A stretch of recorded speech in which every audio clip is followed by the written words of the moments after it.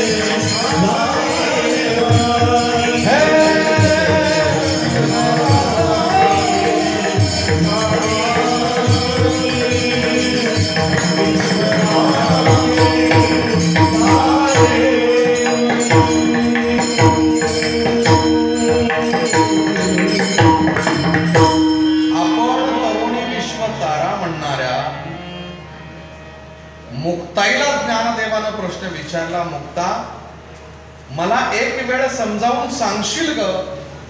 तू सांगशील तसा मी वागेन सुद्धा, पण माझा प्रश्न वेगळाच आहे. सांग, आई वडिलांनी केलेल्या कर्माची फळं आम्ही भोगायची का? याचा अर्थ असा की आम्ही पूर्वी कुणीतरी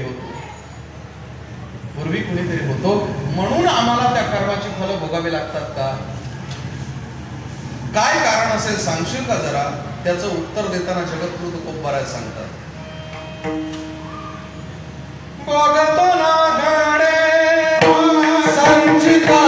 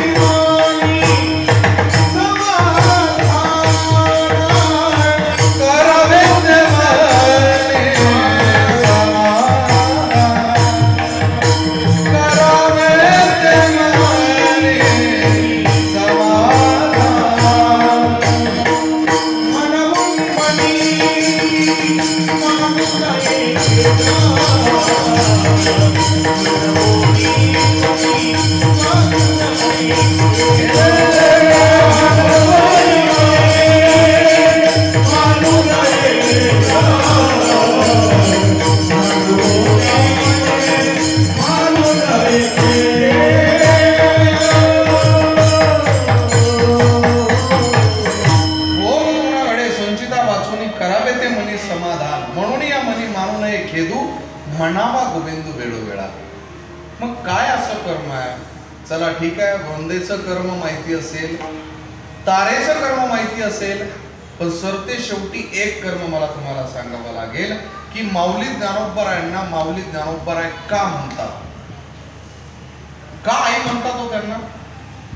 कारण असेल ना काहीतरी. तुकोबरायांना तुकोबराय म्हटलं जातं, तुकाराम महाराज म्हटलं जातं, पण ज्ञानोबरांना आईची उपमा का दिली जावी? कधीतरी अंदाज केला असेल ना? का माऊली ज्ञानोबर आहे, पुरुष यादीत बसत नाही? जर असं असेल तर नामामध्ये आता लोकला दिनकर बाप ज्ञानेश्वर समाधिस्थ, ज्यांनी बापाची भूमिका पूर्ण केली, त्यांना आई का म्हणावं लागत असेल? याचं कारण असं आहे की माऊली ज्ञानोबरांनी मातृत्व मागून घेतलं म्हणून हे भोग भोगावे लागले. काय मातृत्व हो?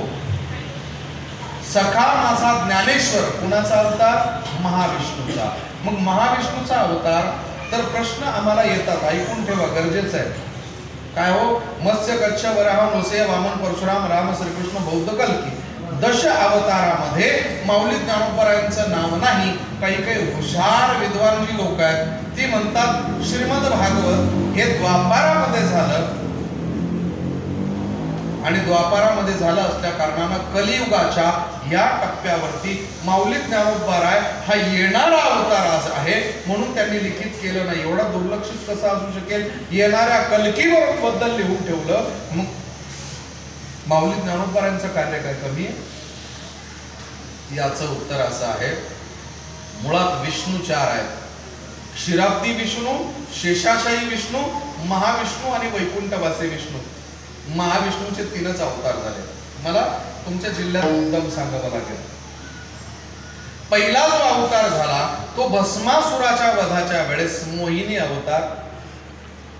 दुसरा जो अवतार झाला तो समुद्र मंथनातून निघालेल्या अमृत आणि सुरा ह्या 2 गोष्टींना वितरित करण्यासाठी, वाटण्यासाठी तोही मोहिनी अवतार. तिसऱ्यांदा सांगितलं आता अवतार घेणार का? ऐका बरं का चौधरी महाराज. पहिला अवतार झाला हा कुठे? नेवासे गावामध्ये. तिथे महालया महालसा असं एक मंदिर आहे. ते मंदिर म्हणजे महाविष्णूच्या मोहिनी अवताराचं. दुसरा अवतार जो झाला तो तिथेच. त्यानंतर राहूचं जे मस्तक उडवलं ते राहुरीला जाऊन पडलं. हा सुद्धा दुसरा अवतार तिथेच झाला. तिसऱ्या अवतारात ज्ञानेश्वरी तिथे लिहायची आहे म्हणून माऊली ज्ञानोबराय तिथे आले कदाचित. पण याचं उत्तर मी तुम्हाला देतो. 2 अवताराच्या नंतर तिसऱ्यांदा ज्या वेळेस सांगितलं की तुम्हाला अवतार घ्यायचा आहे महाविष्णू, त्यांनी सांगितलं चालेल पण अवताराची पूर्तता झाल्याशिवाय मी माघारी येणार नाही. आणि पूर्तता म्हणजे काय हे बघा. 2 वेळेस गेलो, 2 वेळेस आई न होता माघारी आलो. आता मला आई व्हायचंय. त्यांनी सांगितलं अवतार पुरुष आहे तरी पण आई व्हायचंय म्हणून महाविष्णूच्या तिसऱ्या अवताराला आई होण्याचं सौभाग्य प्राप्त झालं. पुन्हा प्रश्न असा आहे, तुम्ही जर आई झालात तर तुम्ही पुरुष आहात त्यामुळे तुम्हाला गर्भधारणा करता येणार नाही. तुम्हाला मुलं होतील कुठून? त्यांनी सांगितलं जे जे चराचरामध्ये असेल ते सगळीच्या सगळी माझीच मुलं आहे, ते मला आई म्हणून संबोधतील. म्हणून माऊली ज्ञानोबरांना माऊली म्हणण्याची पद्धत आहे. जर त्यांनी मातृत्व स्वीकारलं नसतं तर ह्या सगळ्या गोष्टी भोगाला आल्याच नसत्या. म्हणून भोग तोणाकडे संचिता वाचोनी करावे ते म्हणे समाधान. प्रश्न असा उद्भवतो, मग जीवनात भोग आल्याच्या नंतर माणसं प्रयत्न करतात. सध्या चालू आहे वैजापूरला. एवढी लोक काय काय बोलतात, जाऊ दे आपल्याला काय करायचं. पण खरं सांगू मी तुम्हाला, तुमच्या भाग्यात असेल ना तर या ब्रह्मांडातली कुठलीही शक्ती तुम्हाला रोखू शकत नाही. आणि भाग्यात असेल ना, या जगताचा अधिपती भगवान परमात्मा सुद्धा तुम्हाला ती झोळीत टाकू शकत नाही. तुम्ही म्हणाल कसं काय? हो, भोग भोगून संपवावे लागतात. दक्षिणेत एक साधू होता, नाव मला आठवत नाही. तो साधू भगवान जगन्नाथाचा निस्सीम भक्त होता. त्याच्या मनात एक विचार होता की श्रीमद भागवताप्रमाणे एक श्लोक आहे, कृते ध्येतो विष्णू त्रेतायाम याजतो मकै द्वापारेण परिचार्याय कलौ तद हरि कीर्तना. कलियुगामध्ये नामस्मरण करावं म्हणून तो नामस्मरणाची भक्ती करत होता.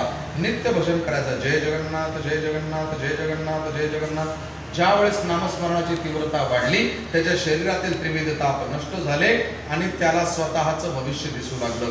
तो म्हणतो काही दिवसामध्ये मी मरणार आहे, पण मरण्याच्या अगोदर मी जर कदाचित माझ्या भगवान जगन्नाथाच्या रथयात्रेच्या त्या चक्राखाली येऊन जर चिरडून मेलो तर माझं कल्याण होईल, ही भावना असते काहींची. म्हणून काही काही लोक काशीला मेल्यानंतर उद्धार होतो या भावनेपोटी काशी करतात, काशीला जातात. माझे शब्द एवढे सहजासहजी कळायचे नाही, पण त्या साधूला वाटलं मी जगन्नाथाच्या त्या रथयात्रेमध्ये स्वतःचा जीव घालवावा. निघाला तो. निघाल्याच्या नंतर अतिशय भयानक उन्हाळा. काही अंतर चालून आला पुढे, दुष्काळाचं वातावरण लागलं. 10 मैलावरती पूर्णतः ओसाड रान आहे, झाडाची पानं गळून गेलेली आहे, वाळलेली झाडं आहेत, छोटी छोटी झुडपं, पाण्याचा अजिबात मागमूस नाही. आणि 5-6 मैल चालल्याच्या नंतर त्याला जुलाब नावाचा आजार सुरू झाला. सुनील भाऊ कसला? जुलाब. हिंदीत त्याला हैजा म्हणतात आणि इंग्रजीमध्ये बेसेट. जुलाब सुरू झाल्याच्या नंतर तो विचार करतो, आपल्या दूषित शरीरानं केलेलं कर्म भगवंताला मान्य होईल का? म्हणून त्याच्याकडे असणारं पाणी त्यानं शरीर शुद्धीसाठी वापरलं. नंतरून तहान लागली, आहे ते पाणी घेतलं, पाणी संपलं. जुलाब थांबण्याचा नाव घेत नाही. त्याच्या लंगोट ज्या आहेत त्या लंगोट खराब झाल्या. शेवटी एका उंच टेकडीवरती गेला, त्यानं विचार केला, आता जीव जाणार माझा. पोटात अन्न नाही, तहान लागलेली आहे, भूक लागलेली आहे, काय करावं कळत नाही. म्हणून छोटीशी एक अशा वाळलेल्या पानांची झोपडी बनवली आणि भजन करू लागला. कमीत कमी अंतकालेचे मामे नामस्मरण करता करता तरी देह जाईल म्हणून तो भजन करू लागला, जय जगन्नाथ जय जगन्नाथ जय जगन्नाथ. बाहेरून एक माणूस आला. त्यानं विचारलं, स्वामी जी मैं आपकी कुछ सेवा कर सकता हूँ क्या? त्यांनी सांगितलं, बाबा तुकाराम महाराज कहते हैं, तुका मने दान सेवा घेतल्या वाचून, तुम्हें देने के लिए मेरे पास कुछ नहीं है, तो आपकी सेवा कैसे स्वीकार कर सकता हूं? अरे आप कुछ दे इसलिए मैं आपकी सेवा नहीं कर सकता हूं. आपकी सेवा करने से मुझे जो सौभाग्य प्राप्त होगा, जिससे मुझे पुण्य प्राप्त होगा और वो मेरे अकाउंट में आ जाएगा, तुम ना दो वो दे देगा. ते म्हणाले, ठीक है, तो बहुत प्यास लगी है बेटा, पानी पिलवा दो. तो बाहेर गेला. एका क्षणामध्ये शांत शीतल असं एक घागर भरून पाणी आणलं आणि त्या साधूच्या जवळ ठेवलं. तहान लागलेले होते. गरजवंताला अक्कल नसते म्हणतात.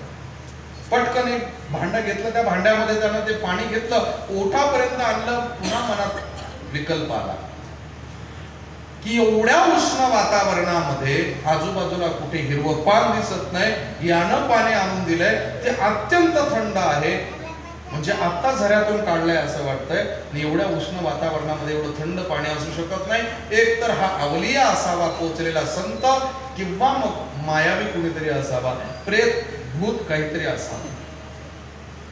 म्हटलं परीक्षा बघू. विचारलं, कौन है तू? अरे मैं चरवाहा हूं, गैया चराता हूं, बस यही करता आया हूं युगो युगो से. बेटा भूखे पेट पानी पीने से श्वसन प्रक्रिया में बाधा आ जाएगी, इसीलिए एक काम करो, कुछ खाने के लिए मिलता हो तो देख लीजिए. बाहेर गेला. एका क्षणामध्ये टोपली भरून फळं आणून दिले, त्या हंगामात न मिळणारी सुद्धा. त्या साधूला समोर फळं, पाणी बघितल्यानंतर तोंडाला पाणी आलं. पण तो म्हणाला जर आपला पुण्यक्षय होईल, एखाद्या साधूनं जर आपली सेवा केली त्याचा पुण्यक्षय होऊ शकतो, म्हणून पुन्हा परीक्षा बघायचं ठरवलं. त्यावेळेस त्यांना प्रश्न विचारला, बेटा लंगोट खराब झाल्यात, एवढ्या अमंगल वातावरणामध्ये मी कसं काय अन्न पाणी घेऊ शकतो? या लंगोट माझ्या इतनीसी बात, त्या लंगोट घेतल्या, बाहेर गेला, एका क्षणामध्ये धुवून त्या गुराख्यांना आणून दिल्या. त्यावेळेस त्या साधूनं त्याचं मनगट धरलं आणि विचारलं, बता कौन है तू? त्यानं सांगितलं, चरवाहा हूं, गैया चराता हूं, युगो से यही करता आया हो.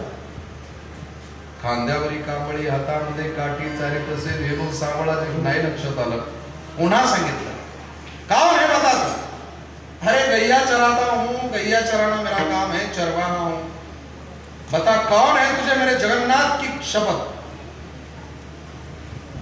मग पकड जरा सैल झाली. सांगितलं, अरे वेड्या साधू, तू ज्या जगन्नाथाची शपथ मला दिली तो जगन्नाथच मी आहे. त्यानं शंका उपस्थित केली, तू जगन्नाथ असता तर माझी तहान शांत केली असती, पाणी आणण्याचे कष्ट केले नसते. एक, माझी भूक शांत केली असती, फळं आणून देण्याचे कष्ट केले नसते. दोन, आणि तिसरी गोष्ट, तू जगन्नाथ असता तर माझा जुलाब बंद केला असता, लंगोट धुवायचं काम केलं नसतं. सांग तू कोण आहे? म्हटले मी जगन्नाथच आहे. मग माझ्यासाठी असा का वागला? तू समर्थ नाही का? त्याचं उत्तर देताना भगवान जगन्नाथ सांगतात, बघ तुझ्या जीवनामध्ये शेवटापर्यंत जे जे भोग होते ते भोग तुला भोगावेच लागणार होते. ते भोग भोगत असताना मी तुला मदत केली. तुझे भोग नष्ट करण्याची क्षमता माझ्यात नाही, कारण भोग हे ज्याचे त्यालाच भोगावे लागतात. भोग भोगून संपवावे लागतात, त्यागून संपत नाही. म्हणून जर भोग तुमच्या जीवनामध्ये आले तर भोगांपासून पळण्याचा प्रयत्न करू नका. नारायण नागबरी, नवचंडी, शतचंडी, कोंडी चंडी, कालसर्प हे करून काय करणार आहात? तुम्ही फक्त तुमच्या जन्मातलं पुढचं जे आहे आयुष्यातलं एवढं जे सुख आहे ते आणून आत्ताचा खड्डा भरणार आहात. पुढे पुन्हा खड्ड्यातच जावं लागणार असेल तर तुमचं आचरण शुद्ध ठेवा. भोग जीवनात आले तर सामोरं जा.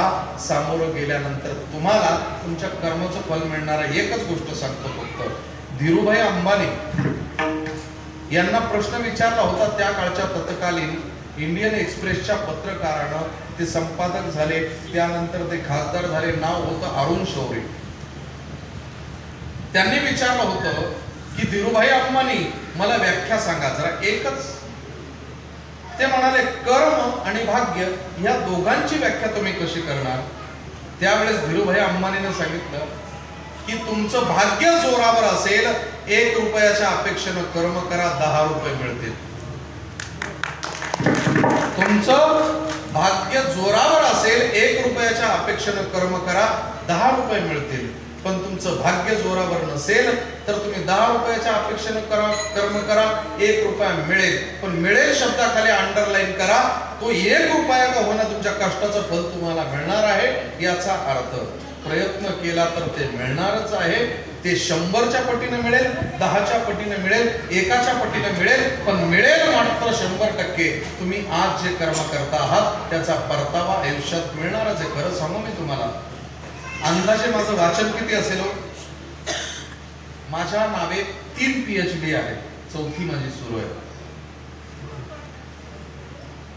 मी तर म्हणतो की तुम्ही सगळ्यांनी मिळून जेवढी पुस्तकं वाचली नसतील तेवढी मी एकट्यानं वाचते. 5 क्विंटल पुस्तकं वाचली. किती?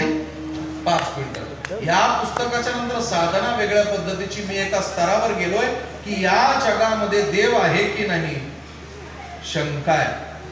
या जगामध्ये भूत आहे की नाही, शंका आहे. हे जगच आहे की नाही, ही शंका आहे. पण या जगामध्ये कर्माचं फळ मात्र 100% आहे. आज तुम्ही कोणाचा तरी 1 रुपया बुडवा, 10 रुपये तुम्हाला द्यावेच लागणार. याचासह आज तुमच्या अंगामध्ये रक्त आहे, एखाद्याला तुमच्या रक्ताची रग दाखवा, म्हातारपणामध्ये का होईना ती रग तुम्हाला व्याजासह परत मिळणार आहे. एवढं लक्षात ठेवायचं. म्हणून केलेल्या कर्माचं फल कधी वाया जात नाही. म्हणून भोग जीवनामध्ये येतात ना, या भोगानं हतबल व्हायचं नाही. अपयश यशाची पहिली पायरी आहे. जर जीवनामध्ये अडचणी येत असतील, लाखो अडचणी येतात.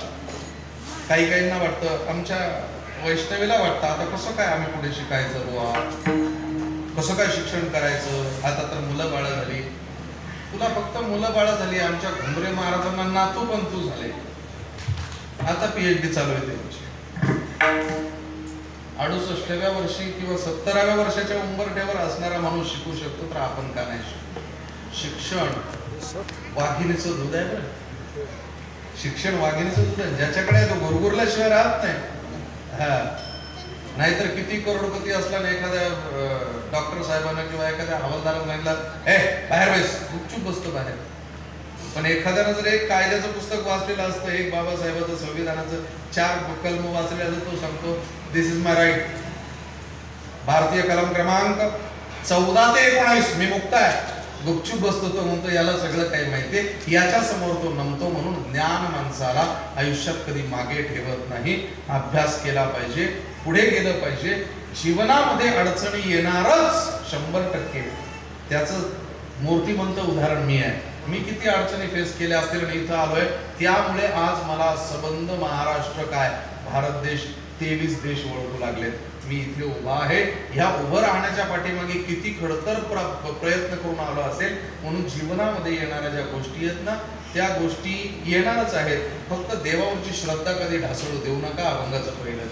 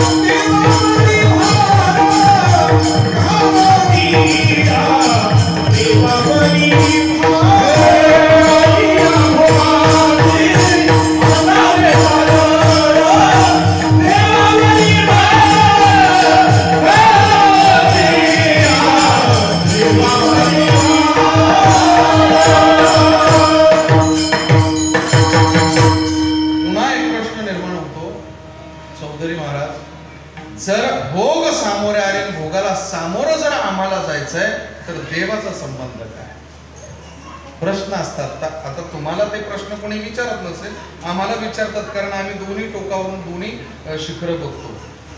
आम्ही प्रत्यगाम्यांनाही भेटतो, पूर्वगाम्यांनाही भेटतो. तर ते म्हणतात की जर मनुष्याच्या कर्मानं त्याचं फल मिळणार आहे, ते सार असेल आसार असेल, ते मुबलक असेल, ते अनुकूल असेल प्रतिकूल असेल, तर ते माणसाच्या कर्मावर जर आधारित आहे, तर मग देवाशी काय त्याचा संबंध? का देवाला संबंध जोडवायचा? याचं उत्तर देतो मी तुम्हाला, ऐकून ठेवा. देवाशी संबंध जोडून ठेवण्याचं कारण असं आहे, मनुष्य कर्म करून काहीही प्राप्त करू शकतो. जसं नेपोलियन बोलला, nothing is impossible in the world.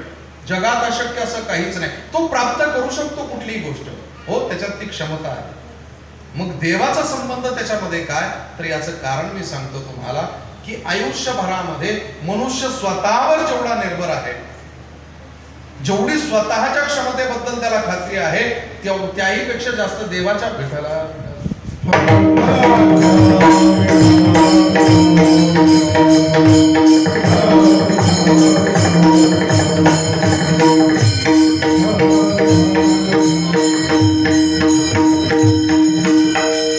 माणसाला स्वतःबद्दल जरी खात्री आहे तर देवाबद्दलची खात्री कमी करायची नाही. उत्तर आहे का? फक्त माणसाला वाटतं की मी काहीही करू शकतो, काहीही करू शकतो. कर बाबा तू.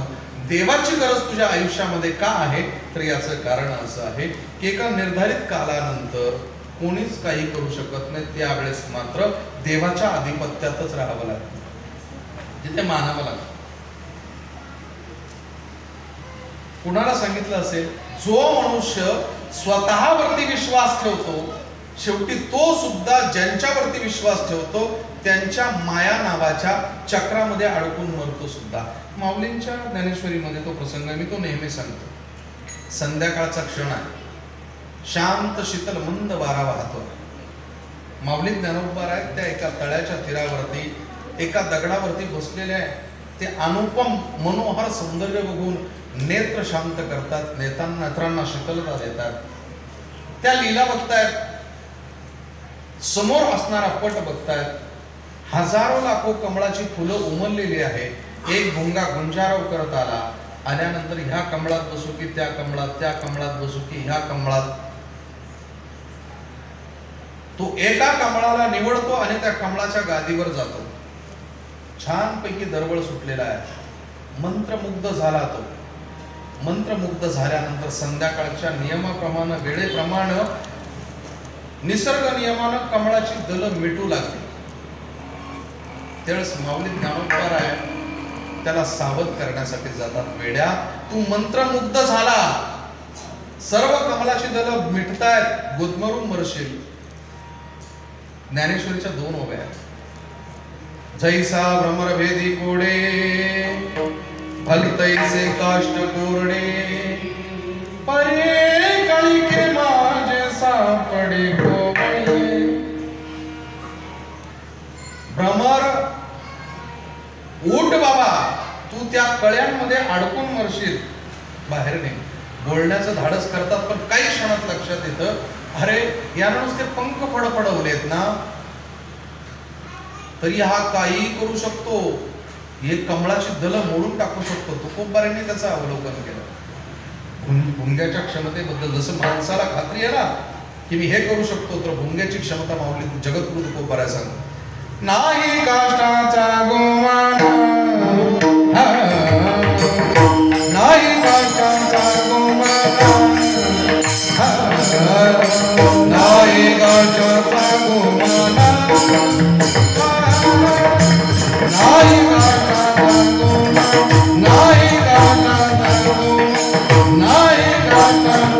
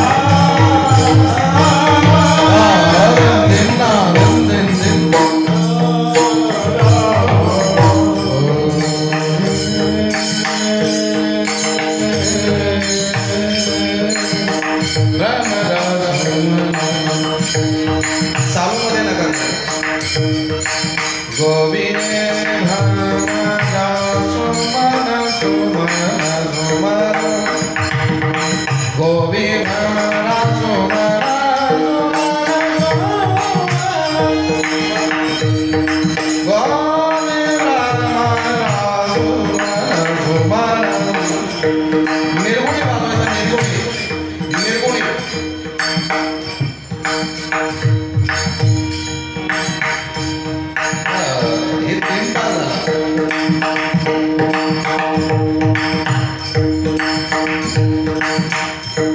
निर्गुणी निर्गुणी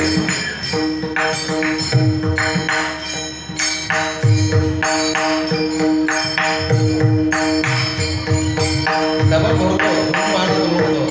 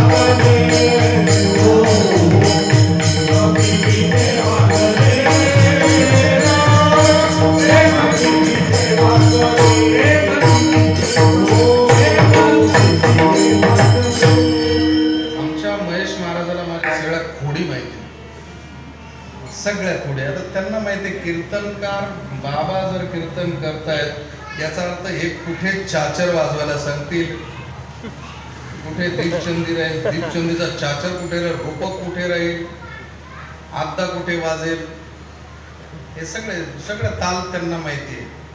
पण आज मी नवीनच सांगितलं कारण आज त्यांना वाटलं आज निर्गुणी नावाचा ठेका आहे. 3 तालाचीच रचना आहे त्याला, पण थोडा वेगळा आहे. सकलपणा ऐकून घ्यायचं हिरामंडे पिक्चर. त्या भुंग्याला सांगतात की वेड्या तू त्या मायेमध्ये अडकला असले, तुझ्यात क्षमता किती आहे माहितीये, कठीण अशा लाकडाला छिद्र पाडण्याचं सामर्थ्य तुझं. पंखाची नुसती फडफड केली तरी पंखाची दल मोडून टाकशील तू. नुसती फडफड करू दे तरी पंखाची दल मोडशील. पण त्या कमळाच्या मुलायम पाकळ्यांमध्ये गुदमरून मरतो ज्याची क्षमता एवढी आहे की तो कठीण लाकडाला छिद्र पाडतो, तो आता कमळाच्या पाकळ्यांमध्ये अडकून जीव जातो. दुसऱ्या दिवशी माऊली ज्ञानोबाला जातात आणि त्या कमळाच्या पाकळ्या उमललेल्या असतात. दीक्षित महाराज भुंगा मरून पडलेला असतो.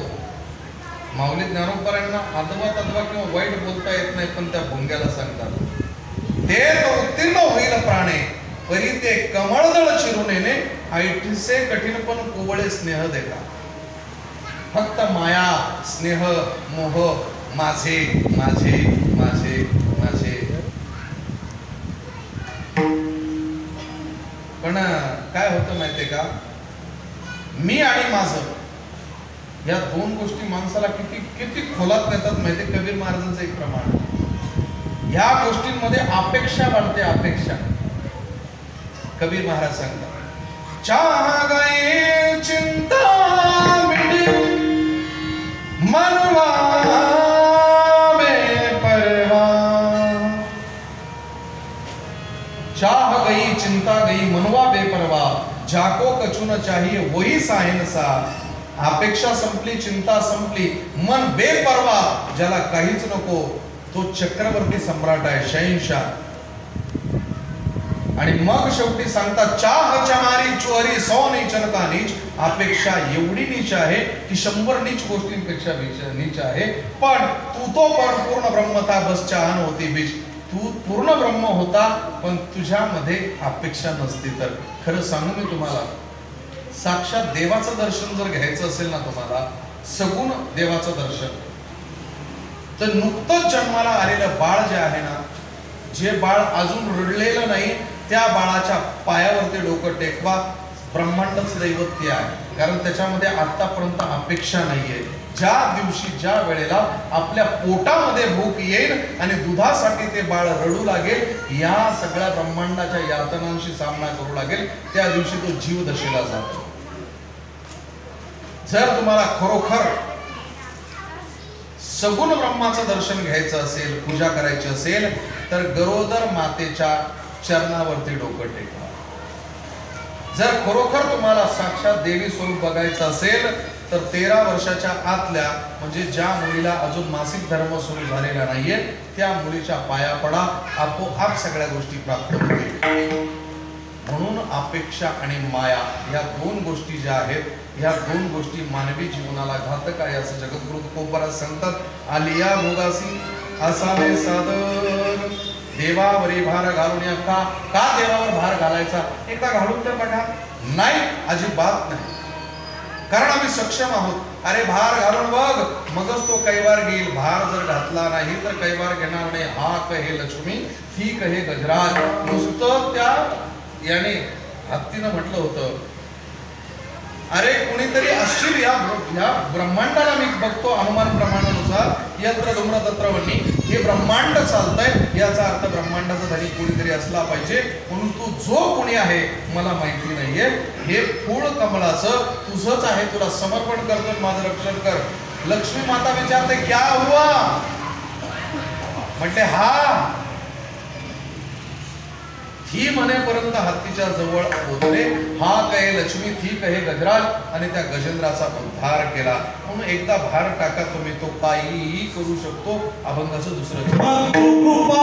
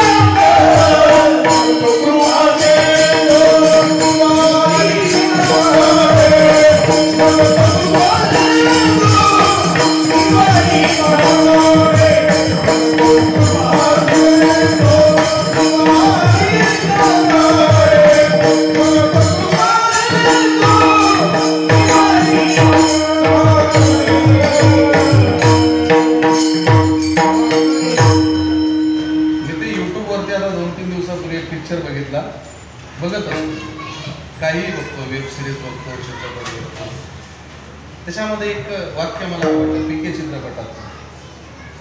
ते काय म्हणे, हे सब डर का बिझनेस आहे. माणसं भीतीपोटी परमार्थ करतात.